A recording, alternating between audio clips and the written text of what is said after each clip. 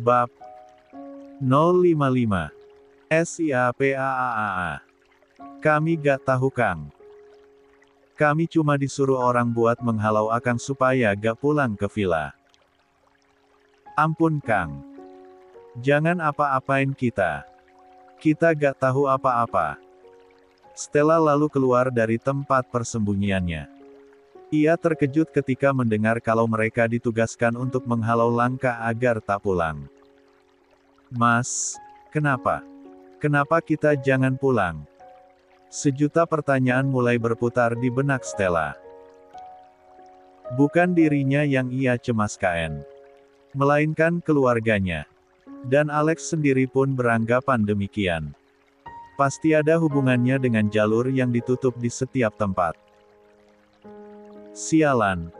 Kita pasti dialihkan agar jangan sampai villa. Dengan mengirim curut-curut ini. Alex menodongkan lagi pistolnya dan kedua orang itu pun berteriak memohon ampun. Stella menggelengkan kepalanya lalu mulai menangis. Mas, Papa, Mai, aku takut mereka kenapa-napa. Tok tok tok. Boril dan Aprilia yang sedang bercanda dengan Azam yang terbangun, lalu menoleh ke arah pintu. Mas bukain dulu. Aprilia mengangguk. Ia lalu kembali memusatkan perhatiannya dan bercanda lagi dengan Azam. Boril membuka pintu lalu terlihatlah Hadi yang rupanya mengetuk pintu tadi. Maaf Pak, mengganggu. Ada apa? Itu. Di depan villa ada teman Bapak datang berkunjung. Teman? Iya Pak. Teman bisnis. Katanya sudah lama gak ketemu. Saya belum izinkan masuk. Biar Bapak saja yang temui. Boril berpikir sebentar lalu menoleh pada anak istrinya yang sedang bermain. Tawa lucu Aprilia yang bermain dengan Azam, membuat Boril ikut tersenyum. Mat, Aprilia menoleh, Papa ke bawah dulu ya. Tia, jangan lama-lama. Boril tersenyum. Istrinya memang mendadak manja begini setelah melahirkan dan tak mau ditinggal lama. La menuruni tangga. Diikuti Hadi. Dan terus berpikir siapa temannya itu yang katanya ingin bertemu. Namun saat melewati ruang tamu Boril samar-samar seperti mendengar suara orang. Namun tak jelas apa yang didengarnya. Sampai Boril berhenti dan mengedarkan pandangannya berkeliling ruangan. Sepi sunyi seperti tak ada kehidupan. Kenapa Pak? Ayo Pak. Nanti tamunya Bapak lama menunggu. Boril mengangguk. Ia lalu pergi keluar dari rumah. Tanpa tahu di balik kamar tamu yang biasanya tempati oleh Stella, Apko, Liana dan beberapa asisten rumah tangganya diikat dan mulut mereka dilakban di ruangan itu. Oke.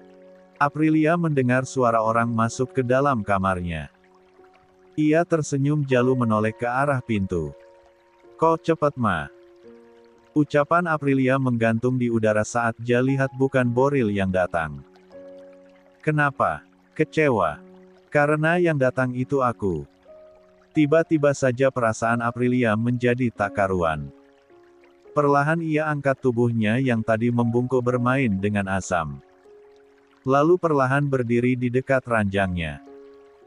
Andika memperhatikan tubuh Aprilia yang kini sudah langsing kembali setelah melahirkan. Kamu semakin cantik Vi. Jangan bilang kalau Mas Andika yang nyuruh Pak Hadi buat bikin Mas Boril keluar. Tuduh Aprilia langsung. Yang membuat pria jangkung itu tertawa. Kok kamu lebih pintar dari suamimu ya? Kalau aku jadi dia, aku gak akan biarkan wanita yang aku cintai tinggal sendirian. Aprilia mengeratkan giginya. Mas Andika mau apa? Mau say hello sama keponakan. Mending di luar deh. Nanti kalau Mas Boril lihat, aku takut Mas gak selamat pulang dari sini. Suamimu yang lemah itu, gak akan bisa melawan aku Vi. Dia beruntung karena selama ini ada Aslan dan orang-orang di sekelilingnya. Jika 1 lawan 1, dia itu cuma pengecut. Amarah Aprilia mulai tak terkendali. Keluar adik ipar. Ucap Aprilia sambil menunjuk ke arah pintu. Andika tak terima dibilang adik ipar. Ia lalu berjalan mendekati Aprilia membuat wanita itu cemas hingga mundur 1 langkah. Aku kemari buat ambil hak aku, hak. Hak apa?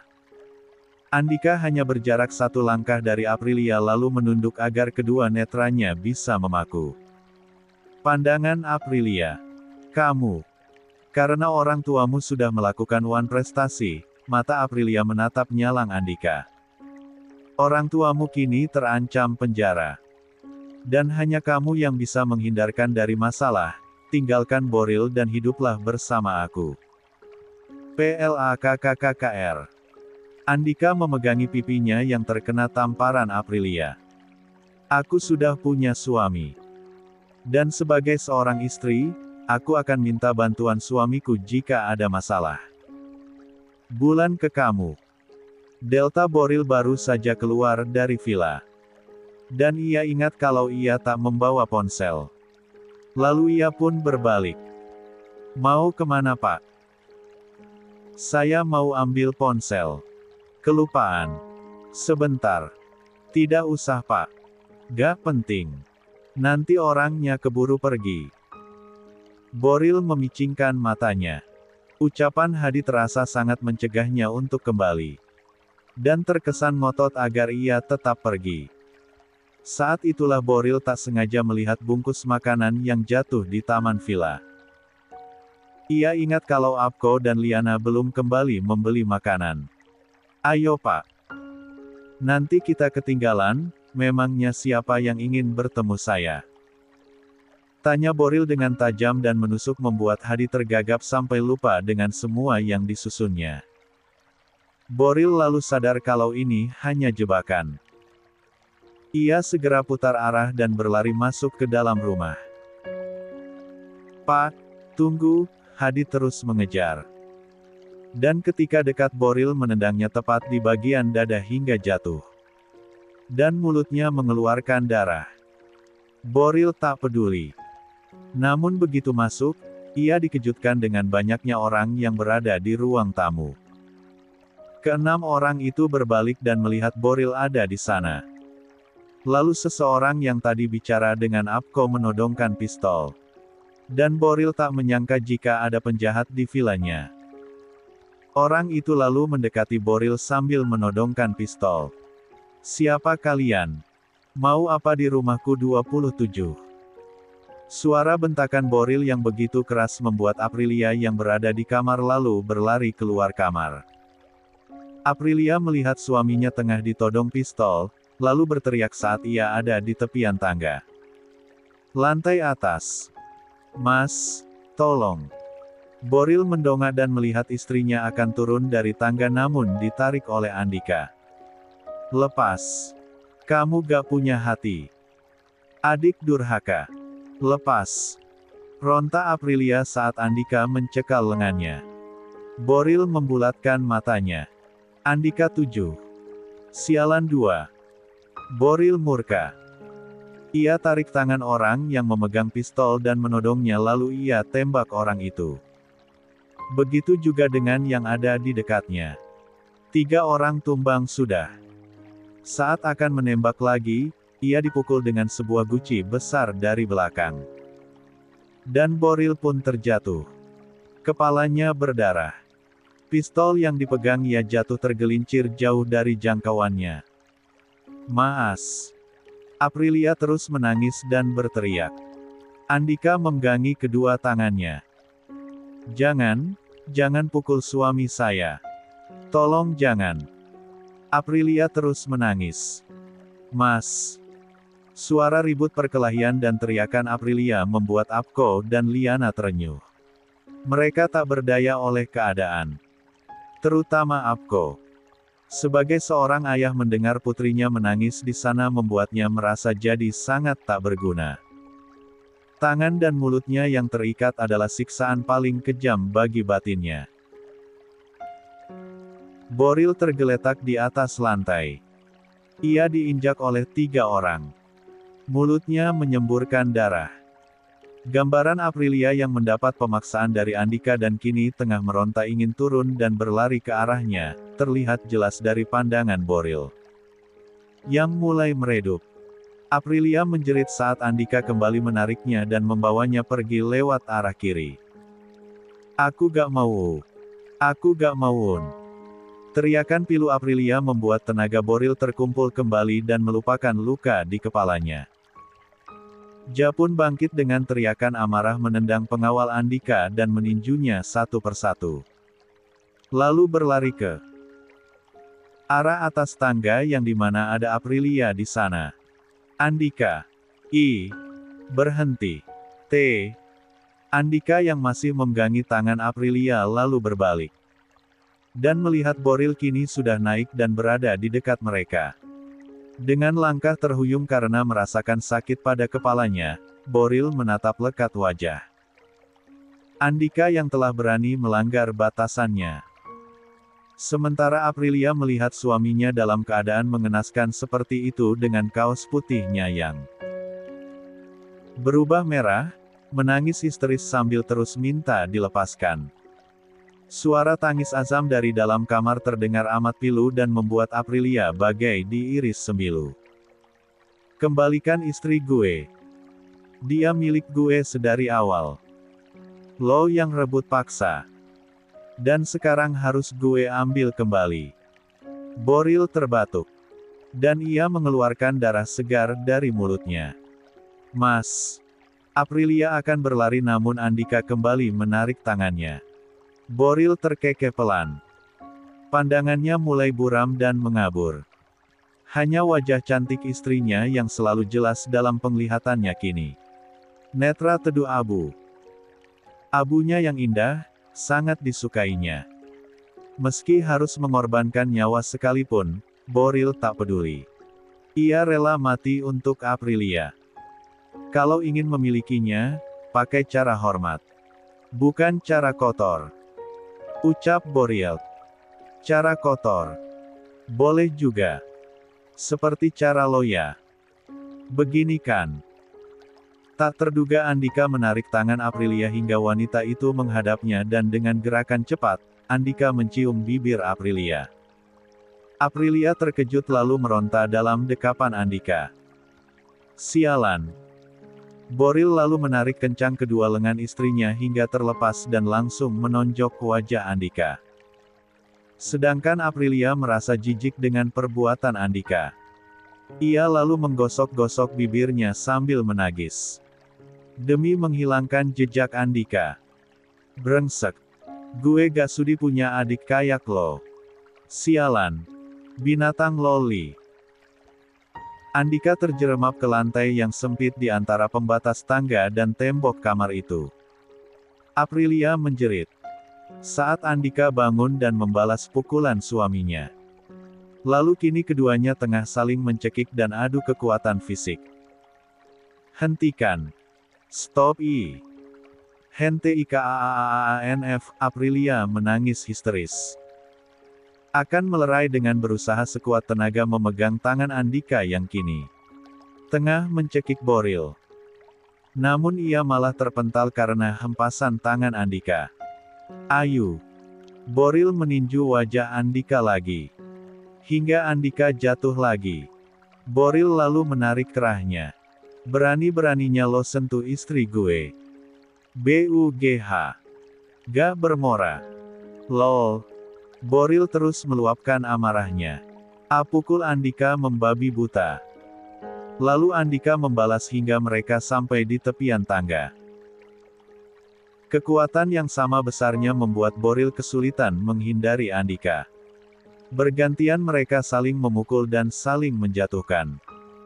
Hingga dalam satu kesempatan, Andika menahan cekikan tangan Boril dan sekuat tenaga ia dorong kakak kandungnya tersebut.